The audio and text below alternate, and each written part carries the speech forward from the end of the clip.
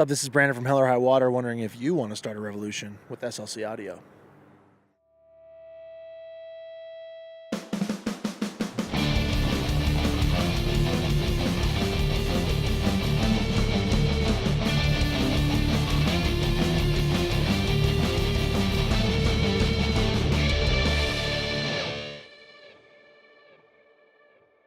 What's up, everybody? It's Big Bryan here from SLC Audio, and we're with Brandon from the band Hell or Highwater, and we're here in Salt Lake City, Utah at the Metro Music Hall. They're about to go on in a little bit, and we're going to talk about their new album, Vista. So, first of all, thanks for coming out. Of course, thanks for having me. Yeah, and thanks for releasing music that I've been able to cherish for many, many years. I love it. That's actually the main point. It's all for you. Yeah, it's for all me. For you. Yeah. So, hey, I mean, nobody else matters, right? No. Yeah. So let's just dive right in. First of all, you had a lot of personnel changes from the last album to this album. Yeah. How did that affect the writing process? I feel like the main writers in this band have kind of always, a lot of it's always come from me and Joey. Obviously, our old guitar players both had a big hand in everything, but I think it kind of lent itself more like stylistically to the playing, and obviously they wrote a lot of riffs and ideas like that too. But I think it just, with the new lineup, it was kind of, we all a little bit more on the same page of how we wanted to sound and direction, and just kind of agreed on even just like, tone direction and things like that, and kind of all had a more cohesive picture of where we wanted to go, which was where I feel like with the previous lineup, everyone was super talented, great writers, great players, but we kind of all had there was a few different ideas of where we wanted to go. So I think that was kind of the main change. And literally all 5 dudes, we write most of the music together as a group, which we didn't, we kind of did before, but like I said, a lot of times it would be I'd write a song, or Neil would write a song, or Joey would write a song, or Matt, one of us would kind of come up with most of the things, and it's more of a group effort now, I think. Yeah, and then also bringing back in that group effort, you guys went out to Sonic Ranch in Texas. Yeah. What was the idea behind getting away from California? It was actually Fred's idea. Fred's which everyone who's watched you or this channel is familiar with. I hope so. That was his idea. We were, in our heads, it was like, we'll go to Fred's studio, maybe do drums somewhere in LA, or do them in Vista at our spot, and do what we'd done before, I think.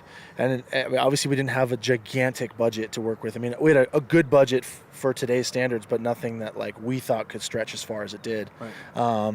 And Fred was kind of pulled us aside and pulled our heads out of our asses, and we're like, this is an important album for your band. This is the first time you're really gonna show what you're made of on a global scale with major label backing and actually in radio and all these things.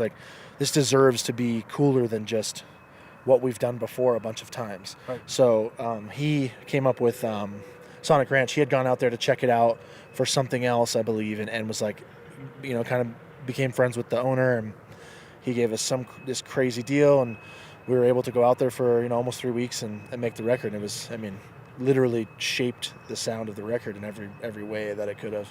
Well, if you don't know what Sonic Ranch is, it's a ranch, and you're isolated basically from the world out there. So that means that your band has to be in the same quarters for a lot of time. For sure, and it's just a vibe. There's a whole.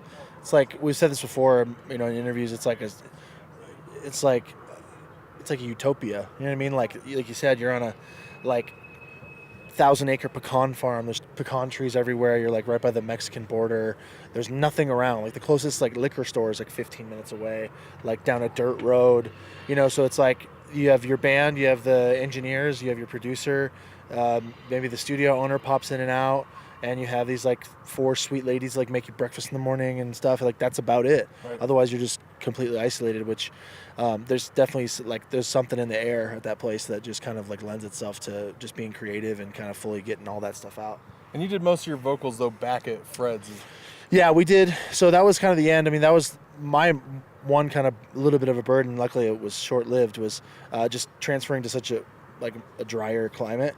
I got there and just my voice just dried out for a couple days. So for the first few days we were there, I couldn't really sing much. But once I got kind of acclimated, it worked itself out. But only being there for 2.5 weeks, like I said, it was a pretty daunting task to nail what was like 13 songs on vocals. So I think I ended up doing like 10 of them, and then we finished 3 at Fred's house. Okay, and when you work with Fred, you do a lot of takes.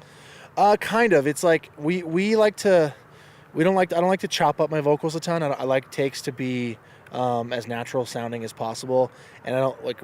There's almost zero tuning on this record. There's not tons of vocal editing in general, just because we really like to both have like my voice sound like it sounds when you come hear us live. Right. So it's like we'll kind of just like hit a verse 5-6 times, and like usually at that point it's like we have it. Right. And I'll kind of just maybe do different inflection or different kind of, take different roads, throughout those takes, and usually find, usually in most cases is, a take or two that compiles, a verse or, Being so isolated out there, did you change any of your vocals up because of that, or how did that end up working out in your favor? I think it was just kind of like, I don't know, like I said, it's like a feeling in the air. Like I think that place just kind of brought out like our, I don't know, without sounding cheesy, like our vulnerability, and just kind of let the guard down, and just we're like free to try anything without like worrying about if dudes were gonna think it was cool or it worked or not. We just kind of like went full out, and so I mean that definitely kind of opened up some doors with me vocally too. It was just like, get that guy out of here. Guy out of here. Whoa, you actually hit it. Yeah, I did. But yeah, so that definitely opened like a lot of doors, I think, for all of us. Yeah. Yeah. Thing made me lose my track for a second. Oh, okay. Then as far as when Fred had given us some sneak peeks of the album, Yeah. Was a year ago? Yeah. About a year ago.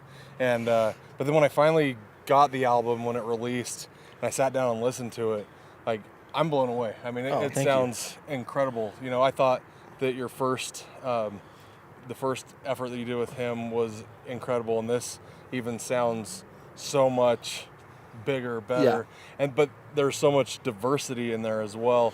Yeah. And especially, you said writing with a group of guys, you've got songs that maybe you can't pinhole into like a genre. Yeah. But I think that shows you guys' exploration as musicians, which Absolutely. if you're into music that you don't want to be bored by the same old thing, this is definitely an album to listen to. I mean, I think you can hear that we're 5 music fans. Like any given member of our band is like John literally at all time walks around with his phone in his back pocket with music on. Whether he's like walking from here to inside, he's got like, we're all music fans. So it's like we're the same way. We don't want to be bored with what we're playing or what we're putting out anyways. But yeah, I mean, I think that the first album was, for the most part, me and Fred in his garage. And it was like, I wanted everything to be massive and energetic, and like, I just had like a million ideas going crazy. And, I think that we really wanted to get more diverse with tone, and kind of like, not do every song massive arena drums, pull back. And we did some of the drums in like a vocal booth and like the most dry, small sounding things, and gotten really into like a lot of like cool fuzzed out guitar tones and like just synth stuff and a lot of like electronic stuff where we just kind of were able to just dive in.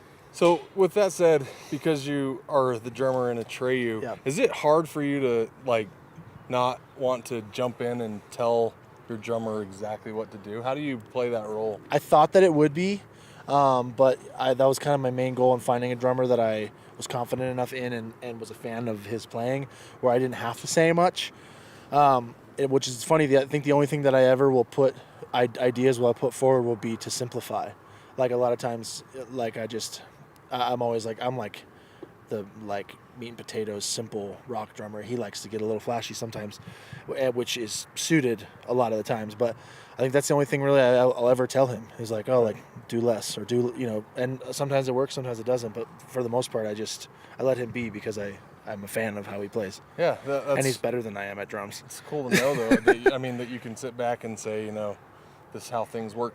What about the whole dynamic of songwriting? How is that different between Atreyu and Hell or Highwater? I think it's just a different process. I think with Atreyu, it's more like, myself or usually Dan will come up with an idea, or sometimes Travis as well, come up with an idea and kind of bring it to the table, and we'll kind of work on the music together. And then a lot of times then we give it to Alex, and he'll kind of write a lot of the lyrics, come up with melody ideas, as will I, and then we'll kind of like me and him and Dan will reconvene with the vocal, and then we'll kind of like all together finish it up, you know. So it's kind of like it's pieced together a little bit differently, whereas with here, like I said, it's like in most cases it's like a riff or a lyric or a melody that starts in a room, and by the time we leave, the 5 of us have then created that song. That's So, awesome. yeah.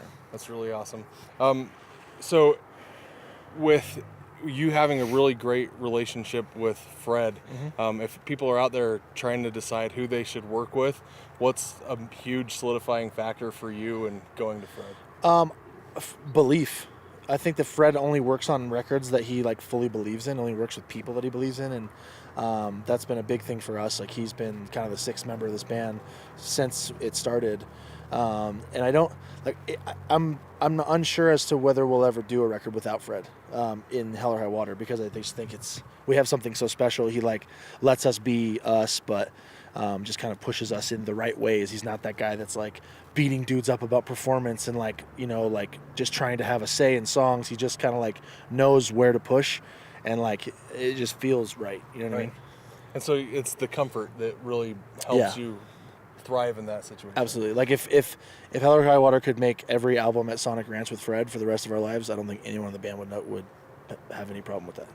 Awesome. Well, thanks again for coming out. If you course. guys haven't checked out Vista, their new album, it's amazing. You need to go listen to it, and just plan on sitting down for 70 minutes and listening to it from cover to cover, because it's that good. You're going to have a great time listening to it, and there's a lot of surprises in that album that are actually very pleasant sonic surprises. It's Big Bryan from SLC Audio with Brandon from Hell or Highwater. We're here in SLC. We are. And make sure you guys subscribe, and we'll see you next time. Take it easy. Perfect, man. Always Thanks. a pleasure. Yeah, definitely.